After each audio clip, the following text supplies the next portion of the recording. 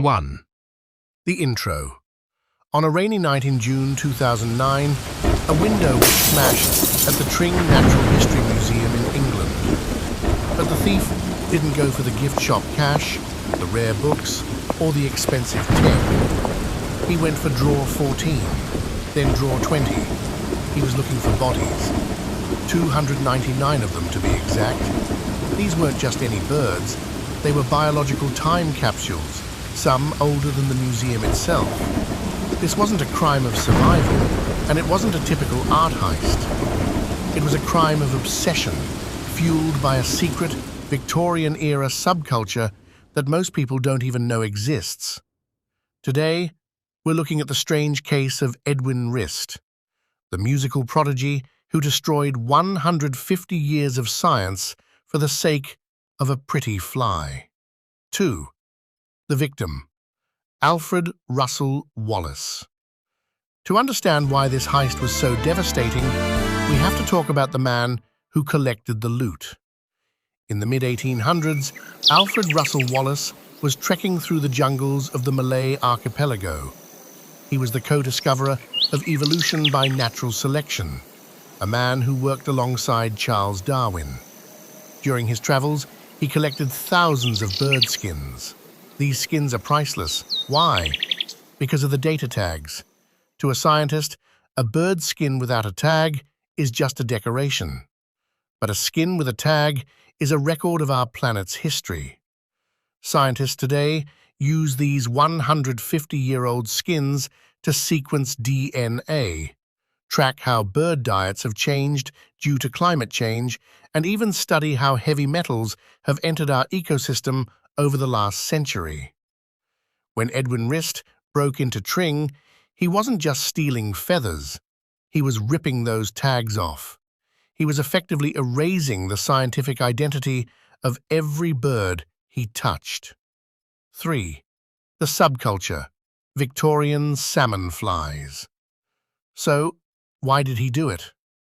To answer that, we have to go into the feather underground.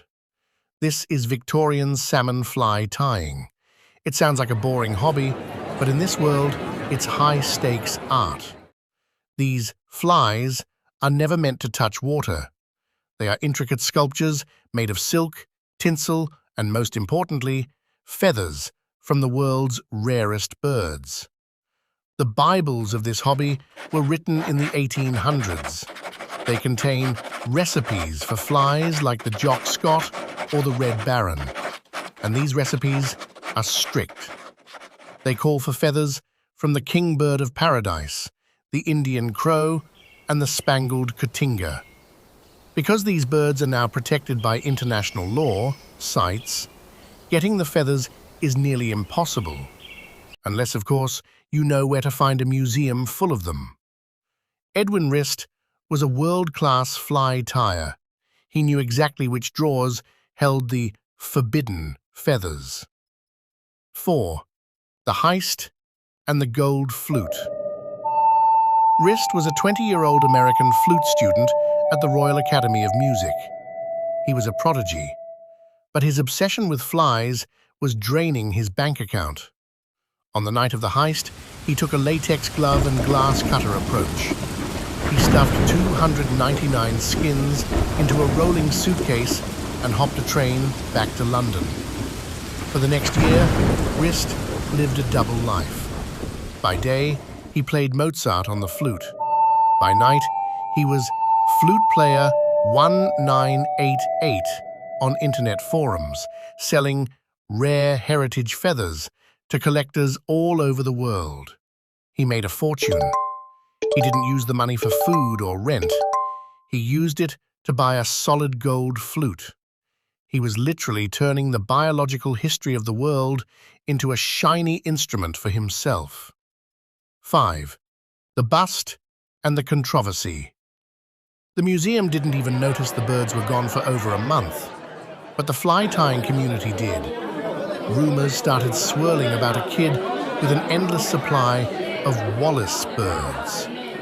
Eventually, the police tracked him down. When they raided his apartment, they found a suitcase under his bed, still stuffed with birds. They found feathers floating in his coffee cups. Here's where the story gets controversial. Rist pleaded guilty, but his defense brought in experts to testify that he had Asperger's syndrome. They argued that his condition created a tunnel vision obsession that made it impossible for him to understand the moral weight of his actions. The judge agreed. In 2011, Edwin Rist was given a suspended sentence.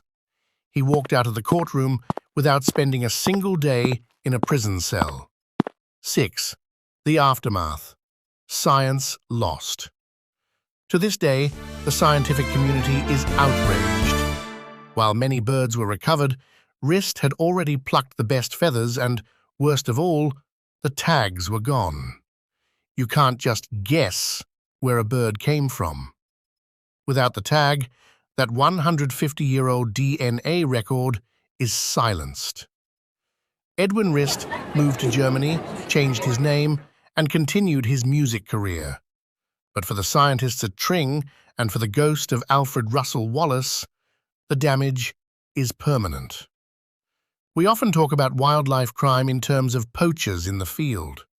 But sometimes, the greatest threat to a species isn't a hunter. It's a collector who loves the beauty of an animal so much they're willing to destroy it twice. So, what do you think? Was the verdict fair, or did the world lose something more valuable than gold? Let me know in the comments.